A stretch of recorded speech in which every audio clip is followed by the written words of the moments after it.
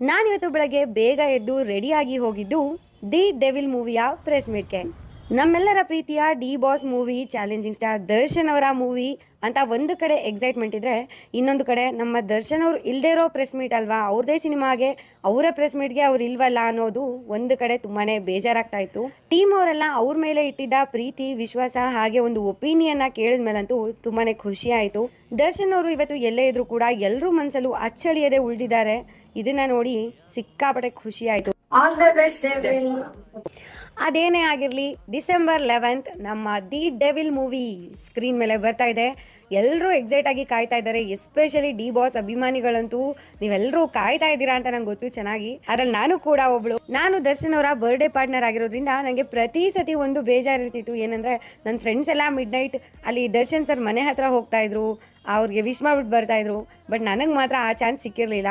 At least ಈ next year ಆದರೂ ಹೋಗೋಣ ಅಂತ ಅಂದ್ಕೊಂಡಿದ್ದೆ. ಅಷ್ಟರಲ್ಲಿ ಈ ಥರ ಎಲ್ಲ ನಡೆದೋಯ್ತು. ನಂಗೆ ಗೊತ್ತಿಲ್ಲ ಯಾವತ್ತು ಅವ್ರ ಜೊತೆ ಬರ್ಡೇ ಸೆಲೆಬ್ರೇಟ್ ಮಾಡ್ಕೊಳ್ತೀನಿ ಅಂತ.